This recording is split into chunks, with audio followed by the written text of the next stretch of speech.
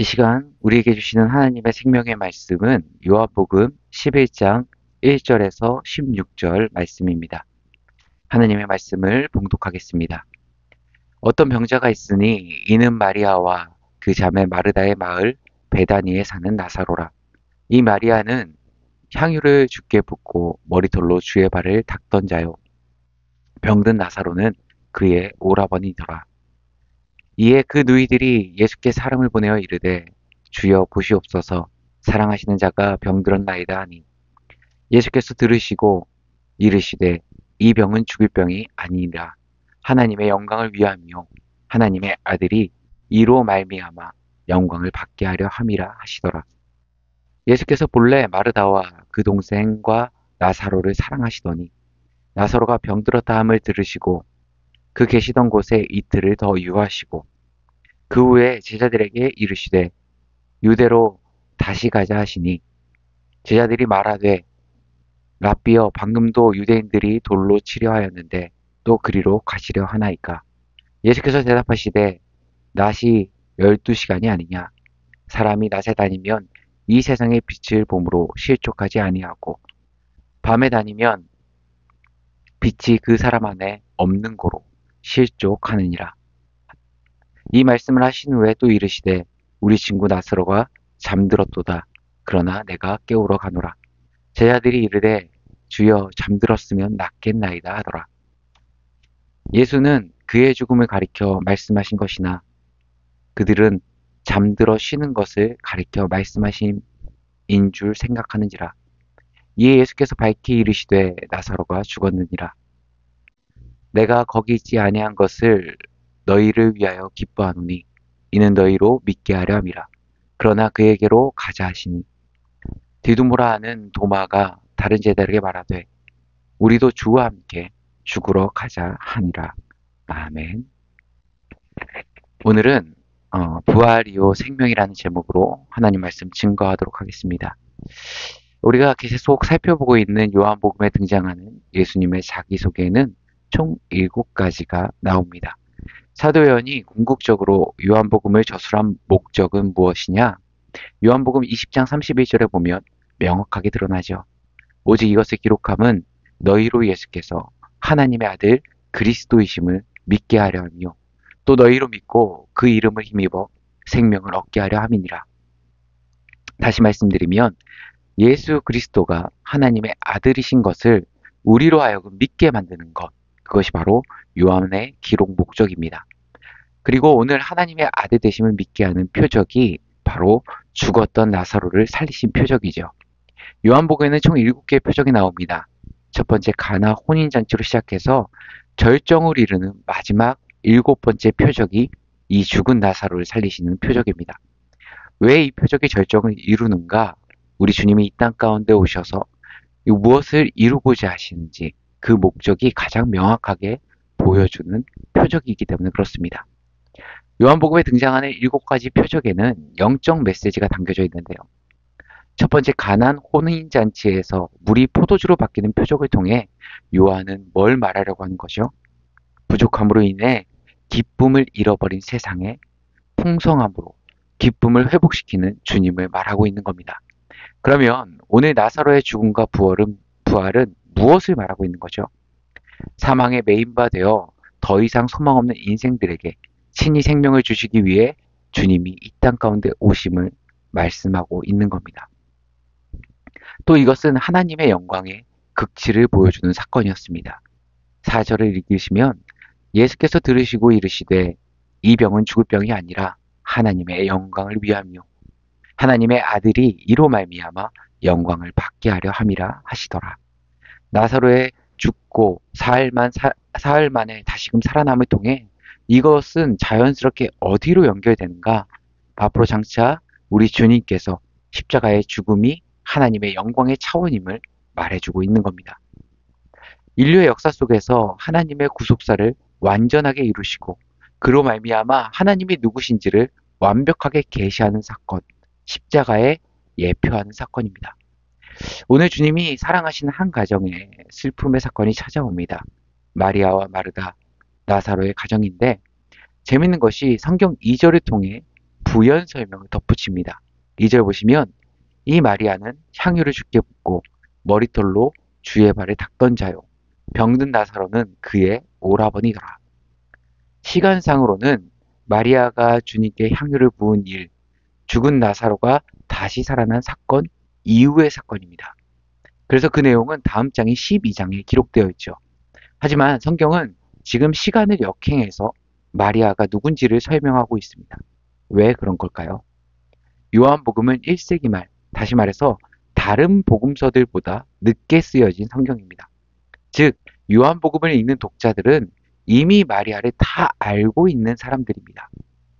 예수님이 십자가 지시기 전에 향유를 가져와 옥합을 깨뜨려서 예수님의 발에 붓고 자신의 머리털로 닦아드렸던 그 여인.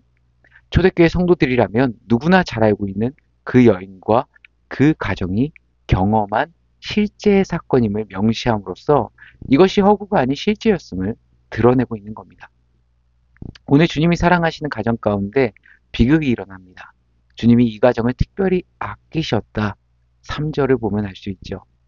나사로가 위중해서 예수님께 사람을 보냅니다. 그런데 주님, 우리 오라버니 나사로가 죽을 것 같아요가 아니라 사랑하는 자가 병들었나이다.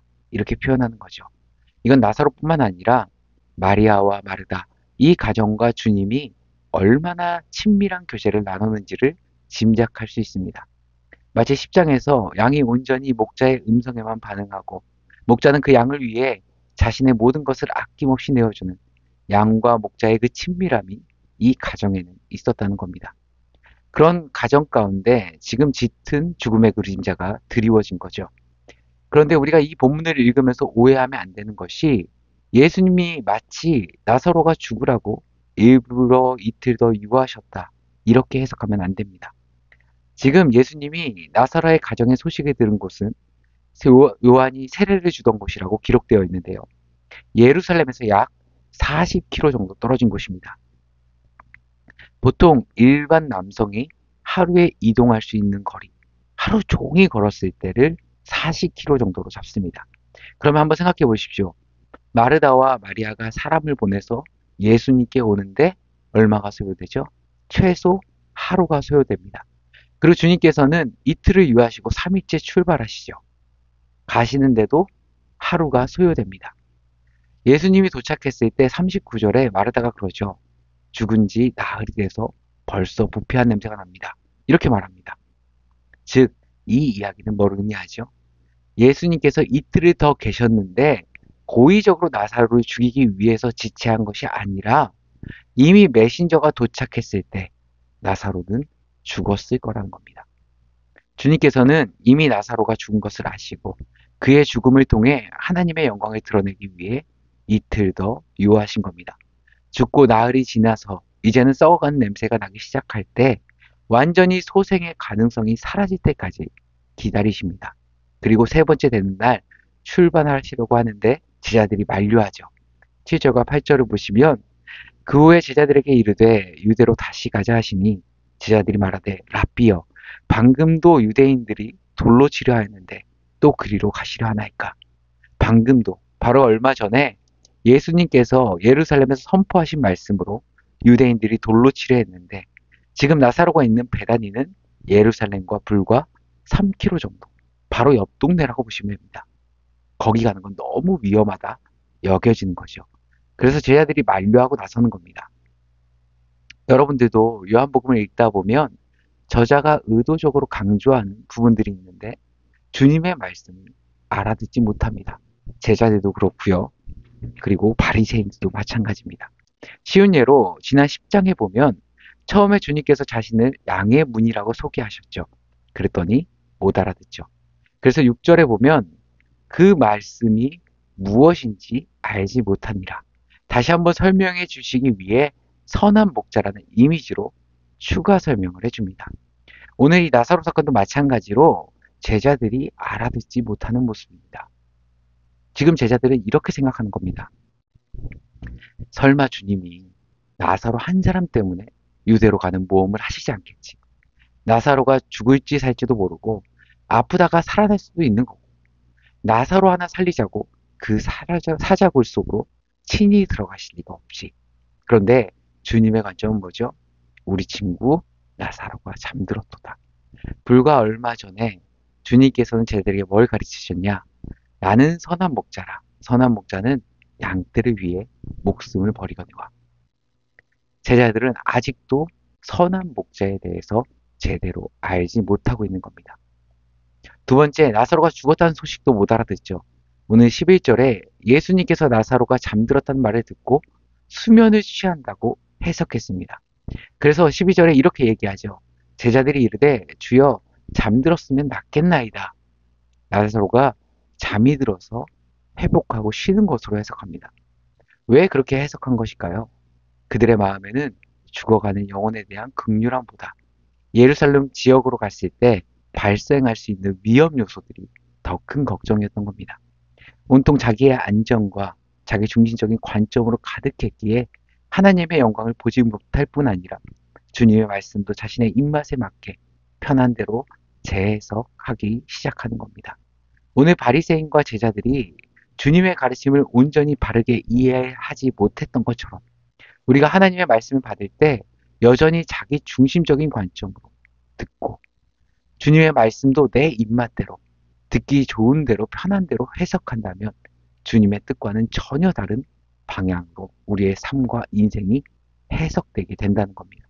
사랑하는 성도님들, 하나님 말씀 앞에 나를 내려놓고 내 중심성이 아니라 주님의 뜻이 무엇인가, 하나님 아버지의 뜻이 무엇인지를 알게 해주십시오. 기도하며 기울일 줄 아는. 그래서 우리에게는 부활 되시고 생명 되시고 우리를 위해 아낌없이 내어주시는 그 목자의 음성에 반응하시는 주의 자녀 되기를 간절히 소망합니다. 함께 기도하시겠습니다. 사랑이 많으신 하나님 아버지, 늘 하나님의 말씀 앞에 나의 중심성을 내려놓고 아버지의 뜻이 무엇인지, 주님의 뜻이 무엇인지를 고민할 줄 아는, 그리고 기도하며 그 음성에 귀 기울일 줄 아는 주의 자녀들 되게 하여 주옵소서. 이 모든 말씀 우리 주 예수 그리스도의 이름으로 기도드리옵나이다. 아멘.